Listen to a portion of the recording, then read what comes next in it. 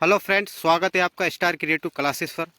Friends, उम्मीद करता हूँ कि आप सब लोग बढ़िया होंगे दोस्तों, और ये भी उम्मीद करता हूँ कि आपने सी टेट एग्ज़ाम 2025 की स्टडी भी शुरू कर ली होंगी, इसकी तैयारी भी शुरू कर ली होंगी। तो दोस्तों, आज की वीडियो के अंदर हम जो चीज़ देखने वाले हैं वो है दोस्तों ईवीएस के जो इम्पोर्टेंट क्वेश्चन और आंसर हम आज देखने वाले हैं, जो कि सी टेट के एग्ज़ाम के अंदर आपको पता है कि ईवीएस जो होता है दोस्तों 30 मार्क का होता है। और उसके अंदर जो है तो 15 मार्क के जो क्वेश्चन आते हैं दोस्तों पेडालॉजी से आते हैं, ये भी आपको पता है। और इसी के साथ दोस्तों 15 मार्क के जो क्वेश्चन होते हैं वो जो 4 क्लास की और 4 और 5 क्लास की जो 5th क्लास की जो स्टैंडर्ड बुक है सीबीएसई की, तो उससे क्वेश्चन पूछे जाते हैं। और जो इन्वायरमेंट से रिलेटेड होते हैं कि जैसा कि जानवरों के बारे में, परिंदों के बारे में, राज्यों के बारे में, और अलग अलग आंदोलन जितने भी है उसके बारे में जो जो बुक्स के अंदर दिया गया है सीबीएसई के एनसीईआरटी के बुक में, जो किताबें एनसीईआरटी के अंदर जो दिया गया है उसके ताल्लुक से 15 मार्क के क्वेश्चन पूछे जाते हैं। तो आज के वीडियो के अंदर हम दोस्तों जो है ईवीएस के जो इम्पोर्टेंस क्वेश्चंस है, इससे पहले जो पूछे गए थे या फिर जो पूछे जा सकते हैं, वो आज हम देखने वाले हैं। तो उम्मीद करता हूँ कि आपको ये वीडियो आप पूरा देखेंगे। और दोस्तों, आपको हमारे चैनल पर स्टार क्रिएटिव क्लासेस पर सी टेट, टीएटी और सुपर टेट और महा टेट और एजुकेशन से रिलेटेड वीडियोस मिलते रहेंगे। तो आप इस चैनल को स्टार क्रिएटिव क्लासेस को ज़रूर सब्सक्राइब करें ताकि हमारे वीडियो आपको मिलते रहे। तो दोस्तों, शुरू करते हैं आज के हमारे जो क्वेश्चन है इम्पोर्टेंस, उसके क्वेश्चन आंसर का जो सेशन है हमारा, वो शुरू करते हैं। तो दोस्तों, पहला जो क्वेश्चन है हमारा वो देखिए। पहला क्वेश्चन है दोस्तों, चिपको आंदोलन किस राज्य से संबंधित है? तो दोस्तों, चिपको आंदोलन किस राज्य से संबंधित है? इसके 4 ऑप्शन दिए गए हैं: छत्तीसगढ़, झारखंड, बिहार और उत्तराखंड। तो दोस्तों, इसका जो क्वेश्चन का जो आंसर है दोस्तों वो है दोस्तों, जैसा कि 4 ऑप्शन आपको भी पेपर में दिए जाएंगे, उसमें से आपको एक को जो सही जो रहेगा उस पर जो सही रहेगा उसको आपको पेपर के अंदर सही करना है। तो दोस्तों, पहले का जो आंसर है दोस्तों वो उत्तराखंड। तो जैसा जगह चिपको आंदोलन की जो शुरुआत हुई थी दोस्तों, ये जो जो राज्य से संबंधित है तो वह उत्तराखंड से संबंधित है। इसी के साथ दोस्तों हम देखेंगे नेक्स्ट क्वेश्चन, दूसरा। तो दूसरा क्वेश्चन जो है दोस्तों वो देखिए, निम्न में से कौन सी एयरलाइन वर्तमान सेवा में नहीं है? दोस्तों, एयरलाइंस के, रेलवे से, एयरलाइन से और जो ट्रैफिक के जो रूल्स होते हैं हमारे, उससे क्वेश्चन भी आता है पेपर के अंदर। तो जैसा कि वाहन जो होता है, हमारे जितने भी हमारे इंडिया के अंदर वाहनें चलती है, तो उससे भी रिलेटेड क्वेश्चन आता है। तो हमारा जो ये क्वेश्चन है दोस्तों, ये एयरलाइन से रिलेटेड दिया गया है। या निम्न में से कौन सी एयरलाइन वर्तमान सेवा में नहीं है? तो जैसा कि इसमें से कौन सी ऐसी एयरलाइन है जो अभी वर्तमान सेवा में नहीं है? तो पहला ऑप्शन दिया गया है एयर इंडिया, दूसरा है किंगफिशर, तीसरा है एयर सहारा और जेट। तो दोस्तों, इसमें से जो ये तीनों तो अभी तक फ़िलहाल तो अभी सेवा में है, एयर इंडिया भी है, किंगफिशर भी है और जेट भी है। लेकिन जो एयर सहारा है दोस्तों, ये अभी वर्तमान में सेवा में नहीं है। ये सेवा से कुछ 2003-4 में शायद सेवा में थी, लेकिन अब ये सेवा में नहीं है, एयर सहारा। तो हमारा जवाब है दोस्तों सी। इसी के साथ दोस्तों, इसी के साथ ये तीसरा क्वेश्चन के हमारा क्वेश्चन ही रह गया, ऑप्शन आ गए। तो अब हम देखते हैं डायरेक्ट चौथा क्वेश्चन। तो ये है दोस्तों, देखिए चौथा क्वेश्चन है हमारा, बिहार राज्य में स्थित भारत का सबसे लंबा सड़क पुल। जैसा कि दोस्तों, बिहार राज्य में जो है स्थित जो सब में बिहार राज्य में स्थित भारत का सबसे लंबा सड़क पुल कौन सा है? तो उसका नाम हमें बताना है कौन सा है। तो पहला ऑप्शन दिया गया है दोस्तों इंदिरा गांधी सेतु, महात्मा गांधी सेतु, या जवाहर सेतु, या बिहार सेतु। तो दोस्तों, इसका जवाब है बिहार सेतु। जो है दोस्तों, बिहार राज्य का भारत का सब में लंबा, बिहार के अंदर लंबा पुल है, जो कि बिहार सेतु नाम से प्रसिद्ध है, मशहूर है। इसी इसका जो जवाब है दोस्तों, उसका जो आंसर है दोस्तों वो है डी। और इसी के साथ पांचवा क्वेश्चन है हमारा, नेक्स्ट क्वेश्चन पे जाते हैं। पांचवा क्वेश्चन है हमारा, किस विटामिन की कमी से घाव से रक्त का बहना नहीं रुकता? दोस्तों, किस विटामिन की कमी से जो खून का जो बहाव होता है वो नहीं रुकता? तो वो है दोस्तों, पहला दिया गया ऑप्शन में विटामिन ए, विटामिन बी, और तीसरा ऑप्शन है हमारा विटामिन सी, और विटामिन के। तो विटामिन के की कमी से दोस्तों जो इंसान के अंदर कुछ घाव लग जाता है और किसी के अंदर विटामिन के की कमी होगी तो उसका जो है रक्त का जो भाव है वो नहीं रुकता है। और इसी के साथ दोस्तों हमारा जो है आप देखते हैं छठा क्वेश्चन,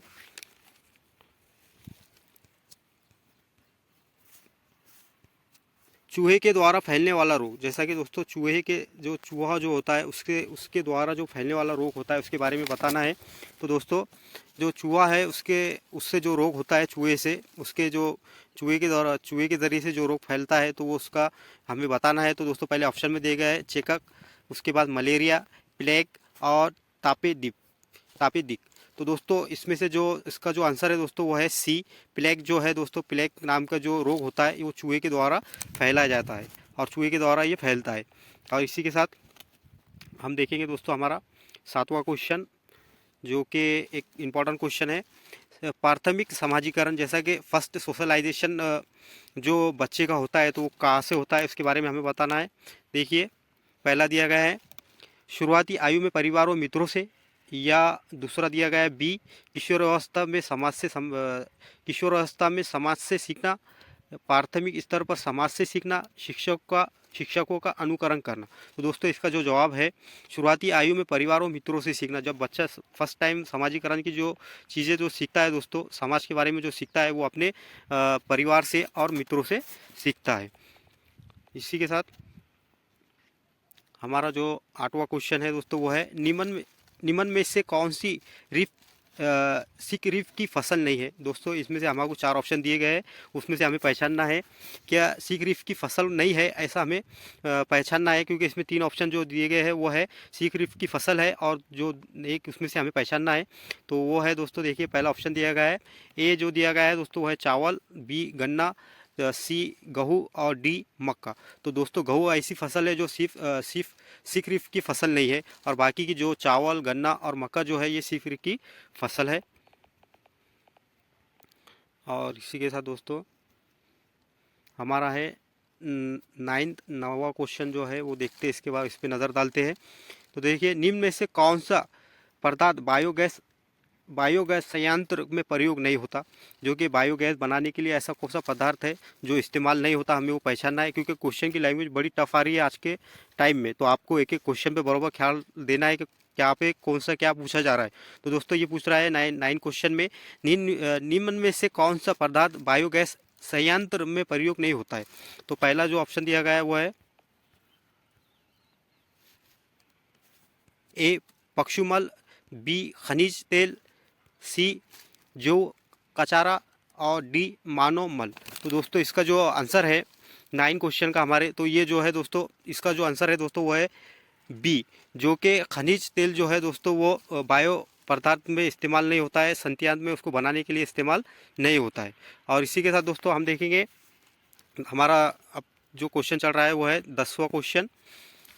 10वां क्वेश्चन हम देखते हैं भारत का राष्ट्रीय पक्षी कौन सा है। तो ये तो नॉर्मल क्वेश्चन है, पहली दूसरी नॉर्मल क्वेश्चन है ये एकदम इजी वाला। तो जो हमारा राष्ट्रीय पक्षी जो है दोस्तों भारत का वो है मोर है, आप सबको पता है मोर जो है दोस्तों हमारा राष्ट्रीय पक्षी है। और इसी के साथ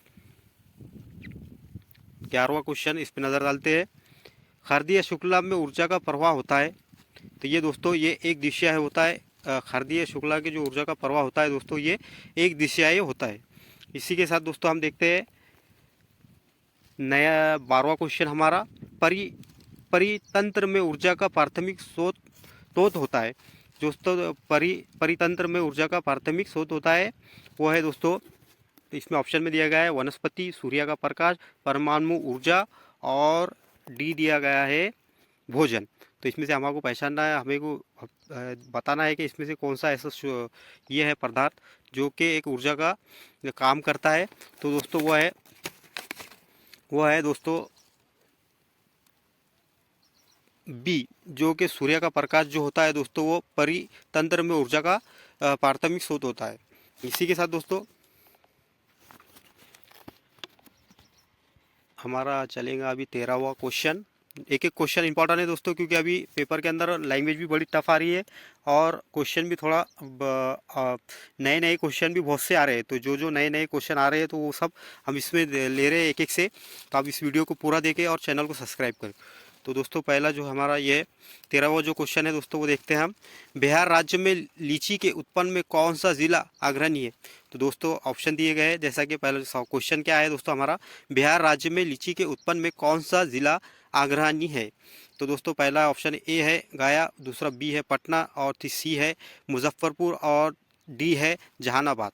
तो दोस्तों इसका आंसर है मुजफ्फरपुर जो है दोस्तों, ये लीची के लिए बड़ा प्रसिद्ध है बिहार के अंदर।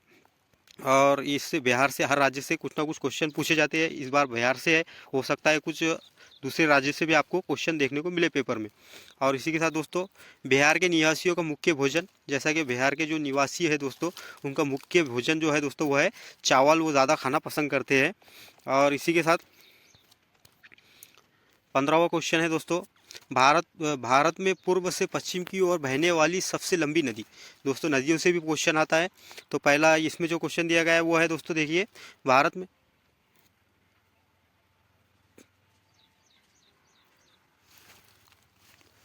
देखिए दोस्तों नदियों से भी क्वेश्चन पूछे जाते हैं और नदियों से, पहाड़ों से और जंगलात से भी क्वेश्चन पूछे जाते हैं। तो पहला जो अब इसके अंदर जो 15वां क्वेश्चन है दोस्तों हमारा ये है, भारत में पूर्व से पश्चिम की ओर बहने वाली सबसे लंबी नदी। तो दोस्तों सबसे लंबी जो भारत के अंदर पूर्व से पश्चिम की ओर बहने वाली नदी जो है दोस्तों, तो वो है दोस्तों नर्मदा नदी। नर्मदा जो नदी है दोस्तों ये पूर्व से पश्चिम की ओर सब में बहने वाली सब में बड़ी नदी है भारत के अंदर। और ऑप्शन में क्या क्या दिया गया था दोस्तों इसके, लूनी, साबरमती और तापसी। तो लेकिन ये तो इसके आंसर है नहीं, लेकिन इसका आंसर जो है दोस्तों वो है हमारा नर्मदा नदी। और इसी के साथ दोस्तों 16वां क्वेश्चन जो है दोस्तों इस पर नज़र डालते हैं। बच्चे दुनिया के बारे में अपनी समझ का सृजन करते हैं यानी कि अपनी समझ बना लेते हैं। इस कथन का श्रेय किसको जाता है? ये दोस्तों पेडालॉजी से दिया गया क्वेश्चन है।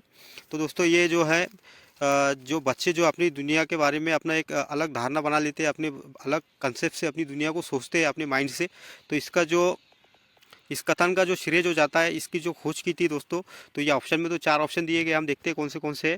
पहला दिया गया है दोस्तों पॉलो, दूसरा बी है जो दोस्तों प्याजे, तो तीसरा सी जो दिया गया है दोस्तों वो है कोलबर्ग और डी है दोस्तों स्किनर। तो दोस्तों प्याजे ने ये बताया था कि बच्चे जो है अपनी खोज अपनी दुनिया का जो है दोस्तों सृजन जो है ये अपने माइंड से अपनी दुनिया का एक निर्माण करते हैं। तो इसका जो है इसका श्रेय जो जाता है दोस्तों ये प्याजे को जाता है। और क्वेश्चन क्या था दोस्तों हमारा, बच्चे दुनिया के बारे में अपनी समझ का सृजन करते हैं, इस कथन का श्रेय किसको जाता है? तो जैसा बच्चे जो है अपनी दुनिया के बारे में जो है दोस्तों सृजन जो है बच्चे खुद करते हैं, तो इसका जो श्रेय जो जाता है, इसकी जो खोज की थी वो प्याजे साहब ने की थी। और इसी के साथ हमारा जो है दोस्तों 17वां क्वेश्चन देखेंगे हम। सतत व व्यापक मूल्यांकन की एक तकनीक है, जैसा कि सतत और जो व्यापक मूल्यांकन है दोस्तों, जो मूल्यांकन के प्रकार है सतत और व्यापक मूल्यांकन की एक तकनीक है। तो अलग अलग तकनीक, मूल्यांकन की अलग अलग तकनीक है दोस्तों, उसमें से एक तकनीक है हमको पहचानना है ऑप्शन में से। तो पहली जो दिया ए है दोस्तों सत्र मूल्यांकन, अर्धवर्षीय मूल्यांकन और निदानात्मक मूल्यांकन और इकाई मूल्यांकन। तो दोस्तों इसका जो आंसर है वो है दोस्तों सी, जो कि निदानात्मक जो मूल्यांकन है वो सतत और व्यापक मूल्यांकन का एक प्रकार है।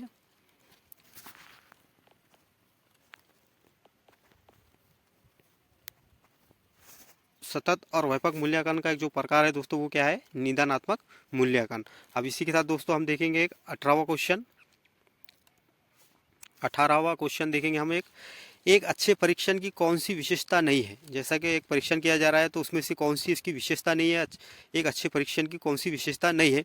वैधता, विश्वसनीयता, वस्तुनिष्ठता और उत्तरण करना। तो दोस्तों एक अच्छे परीक्षण की कौन सी विशेषता नहीं पूछा गया है, तो उसकी जो विशेषता नहीं है तो वो दोस्तों वो है उत्तरण न करना। जैसा कि बच्चों को तुरंत कुछ चीज़ बता लेना, जैसा कि उसका जो आंसर है दोस्तों ये है डी है, उत्तरण ना करना।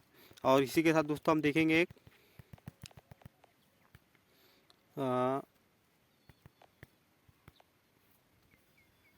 19वां क्वेश्चन हमारा। देखिए छात्रों में रटने की प्रवृत्ति रोकने हेतु कैसे प्रश्न पूछने चाहिए। जैसा कि बच्चों में रटने की जो ये है इसके जो बच्चे रटते हैं तो उसको कम करने के लिए या उसे रोकने के लिए हमें क्या करना चाहिए, इस तरह का क्वेश्चन है। जैसे कि क्वेश्चन क्या है दोस्तों, टफ लैंग्वेज में पूछा जा रहा है, थोड़ा समझ के लीजिए। छात्रों में रटने की प्रवृत्ति रोकने के हेतु कैसे प्रश्न पूछने चाहिए। जैसे कि बच्चे को रटने से रोकने के लिए हमें किस तरह के प्रश्न पूछने चाहिए एक टीचर को। तो दोस्तों इसका जो ऑप्शन दिए गए हैं हम वो देख लेते हैं। ए जो दिया गया है दोस्तों, वस्तुनिष्ठा के क्वेश्चन, लघु उत्तरीय क्वेश्चन, या फिर दीर्घ उत्तरीय क्वेश्चन, या निदानात्मक क्वेश्चन। तो हम किस तरह के प्रश्न पूछेंगे दोस्तों, हम उससे तो जो बच्चे से हम जो प्रश्न जो पूछेंगे दोस्तों, उसके रटने की जो प्रकृति है उसको कम करने के लिए, तो वो हम पूछेंगे दोस्तों उससे वस्तुनिष्ठा वाले क्वेश्चन पूछेंगे, और ताकि उसकी जो रटने की जो ये जो है वो रटन पत्तू से एक अच्छा पढ़ाकू बच्चा बन जाए। इसलिए हम उससे वस्तुनिष्ठा वाले क्वेश्चन पूछेंगे। और इसी के साथ दोस्तों 20वां क्वेश्चन हम देखेंगे। 20वां क्वेश्चन है दोस्तों, पौधे के विभिन्न भागों के शिक्षण हेतु आवश्यक है। जैसा कि पौधे का हमें विभिन्न भागों का शिक्षण करना है, उसको हमें देखना है उसकी क्या चीज़ें बराबर है, झाड़ के अंदर को पौधे के अंदर कौन कौन सी विशेषताएं होती है, तो उसके लिए हमें जो उसका जो शिक्षण करना है, उसका जो ऑब्जर्वेशन करना है, तो हमें कौन सी चीज़ का इस्तेमाल अच्छा हमारे लिए रहेगा, इस तरह का ये क्वेश्चन है। जैसा कि पौधे के विभिन्न भागों के शिक्षण हेतु आवश्यक है, शिक्षण हेतु आवश्यक है, जैसे उसके शिक्षण के लिए उसके हित में अच्छा है, उसका कौन सा हम प्रकार इस्तेमाल करेंगे, कौन सी चीज़ का इस्तेमाल करेंगे। तो पहला देखते हैं दोस्तों, ए दिया गया है पाठ्य पुस्तक का इस्तेमाल करेंगे, पौधों का आकलन करेंगे, श्याम पट्ट का इस्तेमाल करेंगे, पौधों का चित्र बनाएंगे, पौधों का चित्र बनाएंगे। तो दोस्तों हम जो है तो इसके लिए हम क्या करेंगे, पौधों का आकलन करेंगे, बल्कि हम पौधों को ऑब्जर्वेशन करेंगे कि भाई इसकी क्या विशेषता है, इससे क्या खराबी है, और इसके अंदर हम इसका इस्तेमाल करेंगे, इसकी जड़ें कैसी है, इसके पत्ते कैसी है, इसकी टहनियाँ कैसी है, इसके फल हमारे लिए कितने फ़ायदेमंद है, नुकसानदायक है। तो इसका जो हम जब तक उसका ऑब्जर्वेशन आकलन नहीं करेंगे, जब तक हमारी चीज़ें समझ में नहीं आएंगी। तो इसलिए एक पौधों के शिक्षण के लिए हमें उसका आकलन करना बहुत ज़रूरी है। और इसी के साथ हमारे पास है 21वां लास्ट क्वेश्चन है, इसको आप देखिए। क्वेश्चन है दोस्तों, लड़के लड़कियों की अपेक्षा, देखिए लड़के लड़कियों की अपेक्षा अधिक बुद्धिमान होते, ये कथन सही है, बी सही हो सकता है, सी बुद्धि के विभिन्न पक्षों के लिए सही है, या डी लैंगिक पूर्वाग्रह को प्रदर्शित करता है। जैसा कि क्वेश्चन क्या दिया गया है दोस्तों, कि इंपॉर्टेंट क्वेश्चन है ये, सीडीपी के अंदर भी क्वेश्चन आता है ये। और तो इसका जो देखिए क्वेश्चन क्या है, एक बार और देख लेते हैं कि लड़के लड़कियों की अपेक्षा अधिक बुद्धिमान होते, लड़के जो होते हैं दोस्तों, ऐसा बोल रहा है कि लड़के जो होते हैं लड़कियों से अधिक बुद्धिमान होते, ये कथन सही है, सही हो सकता है, बुद्धि के विभिन्न पक्षों के लिए सही है, ये डी लैंगिक पूर्वाग्रह को प्रदर्शित करता है। तो दोस्तों ये तो सही भी नहीं है और सही हो भी नहीं सकता, और बुद्धि के विभिन्न पक्षों के लिए भी सही नहीं है, बल्कि इसका जो आंसर है दोस्तों डी है, ये लैंगिक पूर्वाग्रह को प्रदर्शित करता है। जैसा कि लैंगिक जो है रूढ़िवादिता को बढ़ावा देता है, इस तरह का प्रश्न। तो इस तरह से दोस्तों हमने 21 क्वेश्चन आज के सेशन के अंदर देखे। इसके बाद वीडियो के अंदर हम और कुछ नेक्स्ट क्वेश्चन, बहुत से क्वेश्चन है वो भी देखेंगे। कभी आपको ये वीडियो पसंद आया होगा दोस्तों तो लाइक करें, शेयर करें और चैनल को सब्सक्राइब करें। और आपको हमारे चैनल पर हमारे चैनल पर दोस्तों इसी प्रकार के जो वीडियो है CTET के, TAT के, इसी प्रकार के जो वीडियो है दोस्तों CTET के, TAT के, सुपर टेट के, महाटेट के, और टीचिंग से रिलेटेड और एजुकेशन से रिलेटेड जितने भी वीडियोस है वो सबको आपको स्टार क्रिएटिव क्लासेस पर मिलते रहेंगे। तो आप इस चैनल को ज़रूर सब्सक्राइब करें ताकि आपको वीडियो मिलते रहे। और मिलते हैं नेक्स्ट वीडियो में।